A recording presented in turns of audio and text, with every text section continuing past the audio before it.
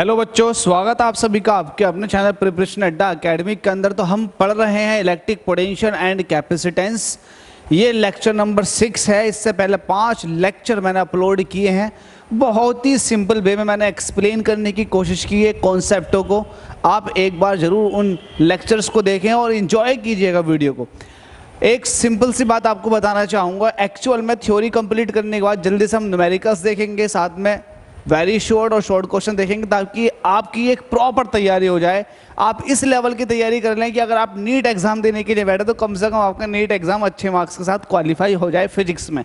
तो चलिए स्टार्ट करते हैं। आज के इस लेक्चर के अंदर जो टॉपिक्स कवर होने वाले हैं वो ये है इलेक्ट्रिक पोटेंशियल एनर्जी। इससे आप क्या समझते हैं, क्या होती है इलेक्ट्रिक पोटेंशियल एनर्जी, इसके बारे में डिटेल डिस्कशन करेंगे। और साथ में हम 2 तरह का कॉन्फ़िगरेशन पढ़ेंगे और उस कॉन्फ़िगरेशन में हम एनर्जी कैलकुलेट करेंगे। पहला कॉन्फ़िगरेशन होगा electric potential energy of system of 2 point charges.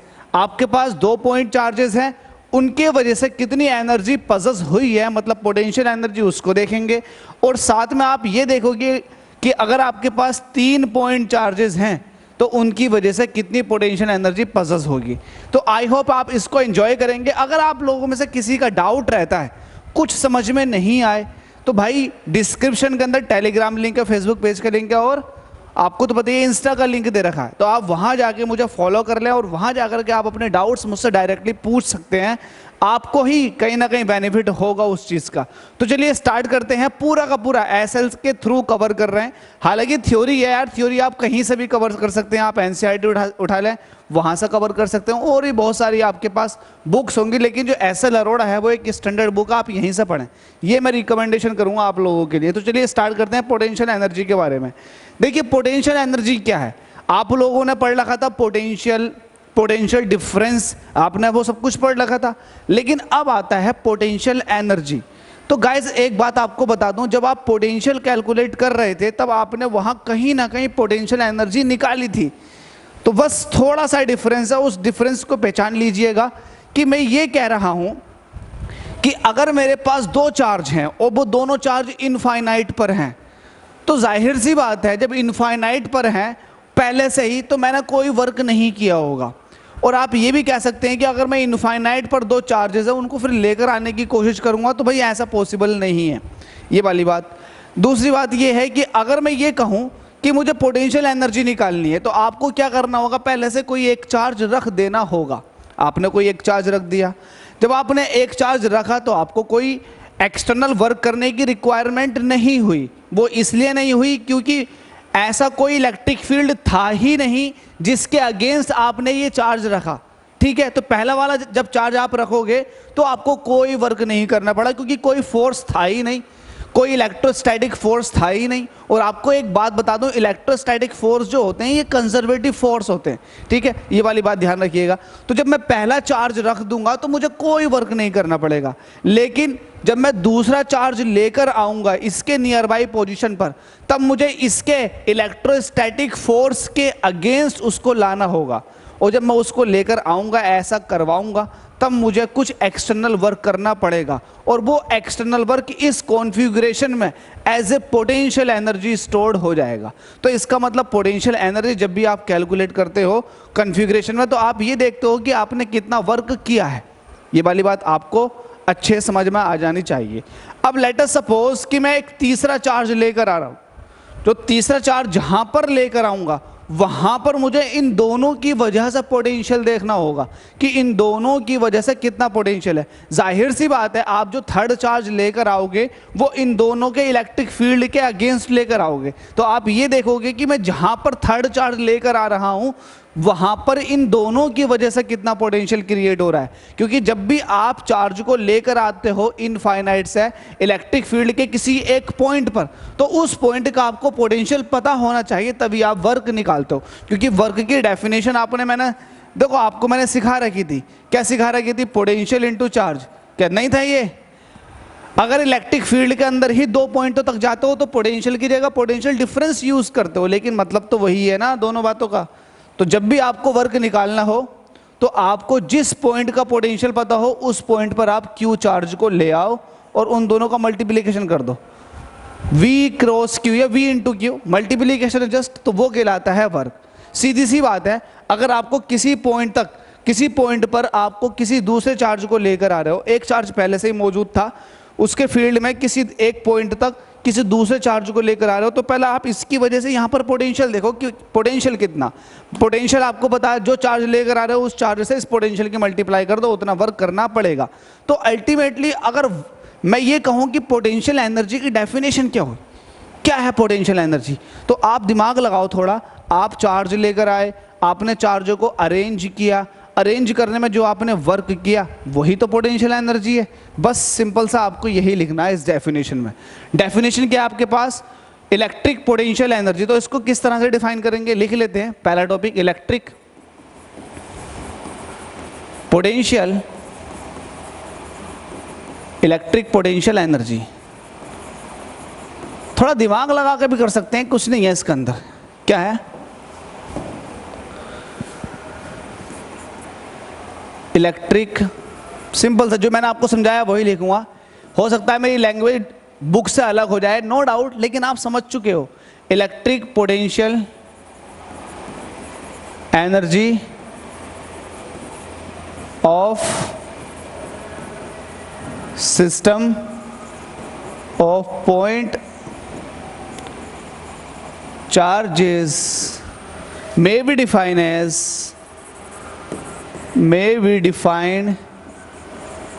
as, कैसे डिफाइन करते हो आप, जो वर्क आपने किया वो है, ठीक है। तो may be defined as the amount of work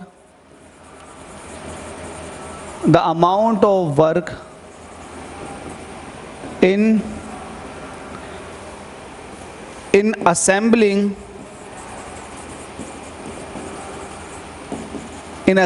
the point charges, क्योंकि आप चार्जेस को लेकर आए तो आप असेंबल तो कर रहे हो। पॉइंट चार्जेस कहां से लेकर आ रहे हो आप, फ्रॉम इनफाइनाइट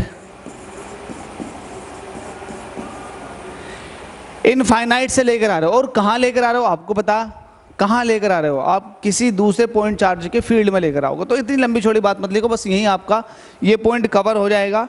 किस तरह से मैंने डिफाइन किया ये आप अच्छे से समझ लें। बुक के हिसाब से electric potential energy of a system of point charges may be define as the amount of work done in assembling the charges at their locations by bringing them in from infinity. बात वो क्यों, electric potential energy of system of point charges may be define as the amount of work in assembling the point charges from infinite to their locations. बस ये वो लिख दो, to their locations. आप जहां पर अरेंज कर रहे हो, बस जहां पर अरेंज कर रहे हो, ठीक है। सीधी सी बात है भाई, एक चार्ज रखा हुआ और दूसरे चार्ज को इन्फिनिटी से लगा आपने यहाँ रख दिया, तो इसके फील्ड में लगा रखा है, इसका पोटेंशियल भी होगा कुछ ना कुछ यहाँ पर। तो भैया आपने यहाँ पर रख दिया ला करके, ठीक है ठीक है ठीक है, तो आपने कुछ वर्क किया होगा, वो work as a potential energy system के अंदर स्टोर्ड हो जाएगा, ठीक है। Electric potential energy. अब सवाल आती है कि आप इलेक्ट्रिक पोटेंशियल एनर्जी किस तरह से कैलकुलेट करोगे। तो जो मैंने आपको तरीका बताया था बिल्कुल वैसे ही करेंगे। लेट अस सपोज कि मुझे एक चार्ज अरेंज करना है, एक चार्ज अरेंज करना, तो एक चार्ज अरेंज करना, तो उसमें कोई वर्क नहीं करना पड़ेगा मुझे। तो मैं लिख देता हूँ potential energy of system of 2 point charges.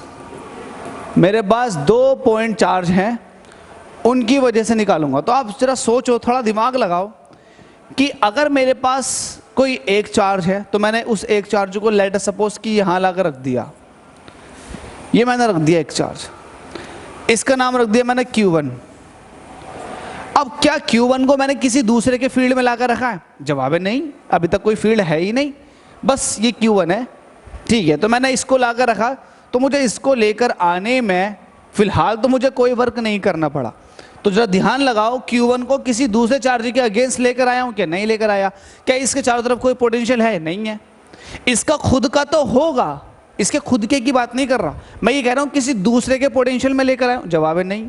तो इसको मैंने अरेंज किया है, असेंबल किया है, लोकेट किया है, लेकिन इसको लोकेट करने में मुझे कोई वर्क नहीं करना पड़ा।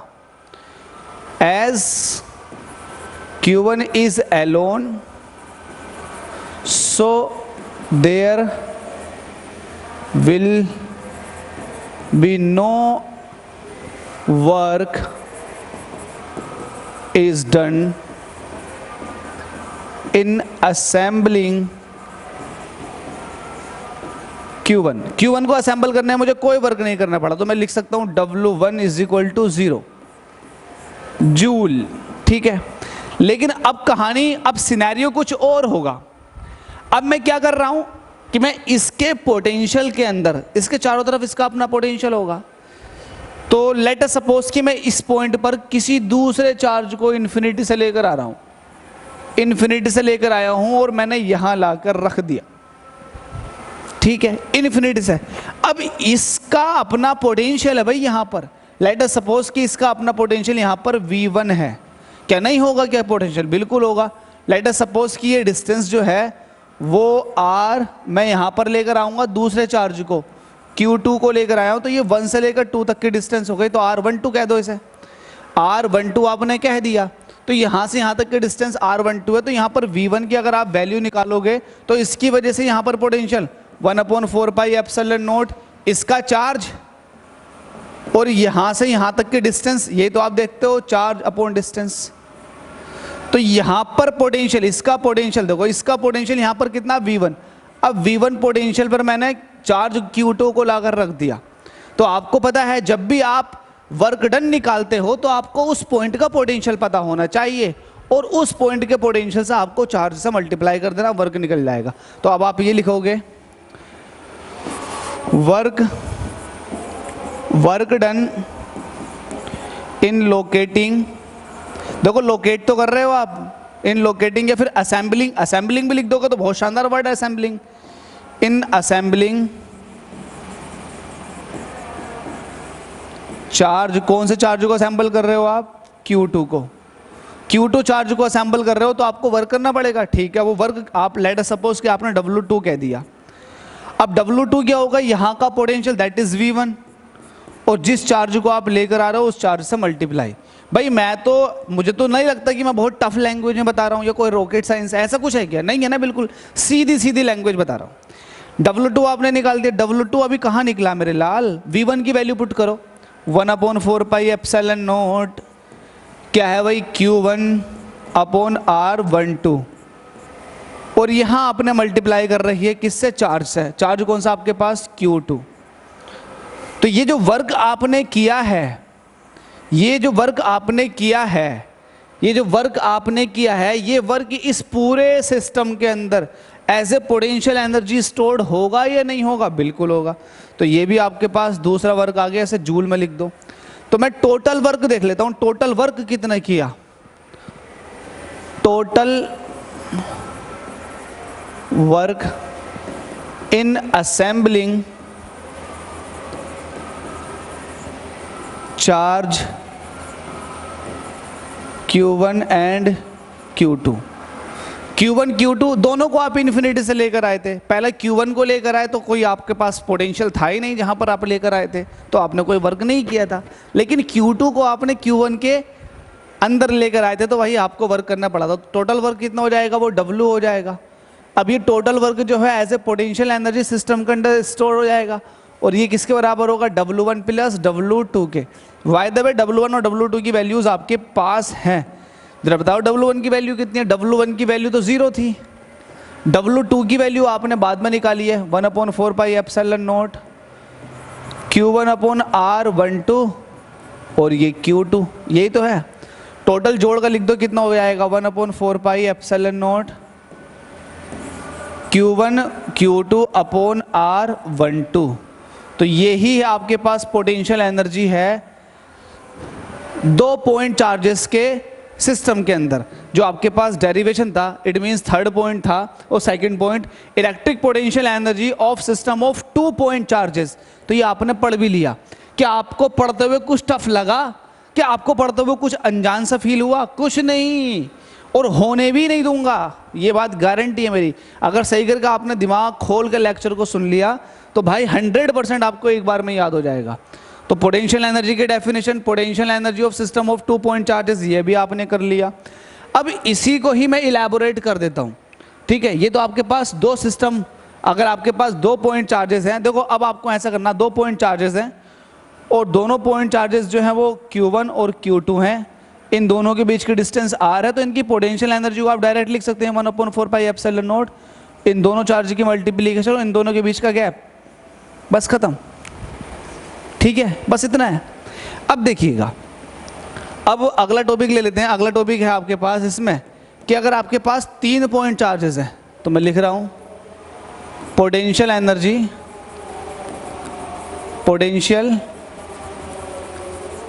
एनर्जी ऑफ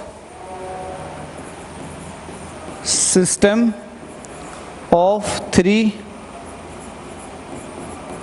पॉइंट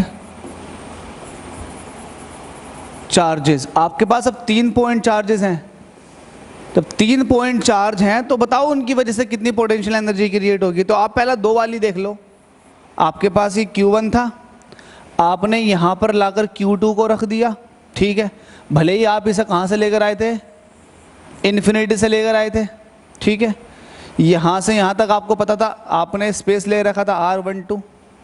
अब देखिएगा, लेट्स एज्यूम थर्ड पॉइंट, आप एक और पॉइंट एज्यूम कर रहे हो, वो पॉइंट है यहाँ पर है वो पॉइंट, यहाँ पर आप एक चार्ज को लेकर आ रहे हो इन्फिनिटी से, वो है Q3, ठीक है भाई। तब आप लेकर आओगे इन्फिनिटी से यहाँ तक, तो जब यहाँ पर लेकर आओगे और आपको पोटेंशियल एनर्जी कैलकुलेट करनी होगी, तो सिंपल सा क्या फंडा होगा कि यहाँ का पोटेंशियल देख लो, अब इसकी वजह से भी यहाँ पोटेंशियल होगा, इसकी वजह से भी यहाँ पोटेंशियल होगा, तो इन दोनों की वजह से यहाँ पोटेंशियल है कि नहीं, बिल्कुल है। तो इन दोनों की वजह से यहाँ पर पोटेंशियल जो होगा उसको कैलकुलेट कर लो, और कैलकुलेट करने के बाद में उस पोटेंशियल की उस चार्ज से मल्टीप्लाई कर दो, आपको पोटेंशियल एनर्जी मिल जाएगी Q3 को अरेंज करने के लिए जो भी रिक्वायर्ड हुई होगी। क्या मेरी बात सही है? बिल्कुल सही है। तब आप क्या करोगे, तो आप देखोगे कि लेट सपोज कि यहाँ से यहाँ तक जो डिस्टेंस आई, ये लोकेशन 3 है, ये हो जाएगी R13, और यहाँ से यहाँ तक जो हो जाएगी वो हो जाएगी R12 हो जाएगी, सॉरी 23, ये हो जाएगी 23, ठीक है भाई, ये आपके पास है। तो लेट अस सपोज, अब लेट अस सपोज क्या, इसकी वजह से भी यहाँ पोटेंशियल होगा, इसकी वजह से भी यहाँ पोटेंशियल होगा, तो यहाँ पर पोटेंशियल जो होगा वो 1 वाले की वजह से भी होगा, और यहाँ पर पोटेंशियल जो होगा वो 2 वाले की वजह से भी होगा। तो इस पोटेंशियल की इस चार्ज से मल्टीप्लाई कर देंगे तो आपके पास वर्क डन निकल कर आ जाएगा। तो लिखेंगे वर्क डन इन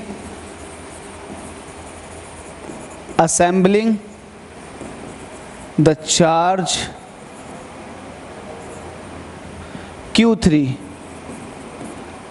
को अरेंज करने के लिए, असेंबल करने के लिए आपको कितना वर्क करना पड़ेगा। तो लेट अस सपोज कि वो आपने W3 किया, तो वो वर्क जो होगा वो होगा पोटेंशियल की मल्टीप्लाई होगी किसके साथ, वहाँ का पोटेंशियल और वहाँ का चार्ज। यही तो होता है, बिल्कुल होता है ये, ठीक है। W3 ऐसे ही रहने दो, इसको जब अंदर मल्टीप्लाई करोगे तो ये क्या हो जाएगा, V1 Q3 plus V2 Q3, मत मल्टीप्लाई करो, V1 प्लस V2 की वैल्यू निकालो। V1 की वैल्यू निकालोगे मतलब इसकी वजह से पोटेंशियल कितना हुआ, तो 1/4 pi epsilon not charge Q1, और वहाँ से वहाँ तक का separation distance R12, plus V2 की वैल्यू निकालोगे तो वहाँ से वहाँ तक देखो 1/4 pi epsilon not charge Q2, और वहाँ से वहाँ तक का सेपरेशन R23।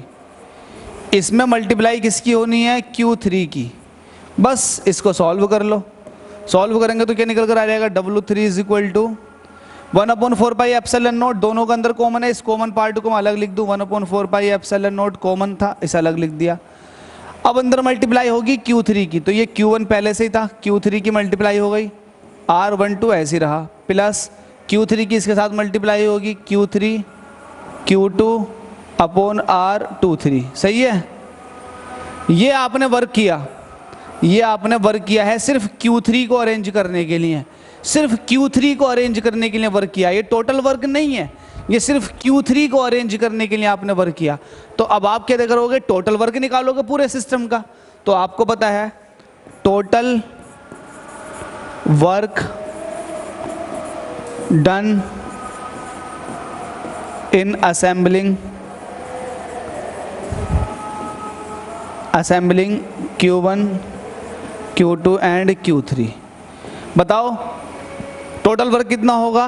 तो वो टोटल वर्क जो होगा वो as a potential energy system के अंदर स्टोर हो जाएगा, जिसकी वैल्यू होगी W1 plus W2 plus W3। By the way W1 और W2 ये आपने कंबाइंड फॉर्म में निकाल रखा, W1 और W2, W1 प्लस W2 जिसकी वैल्यू थी 1/4 pi epsilon not Q1 Q2 upon, बस वो रखेंगे यहाँ पर। क्या थी भाई वो?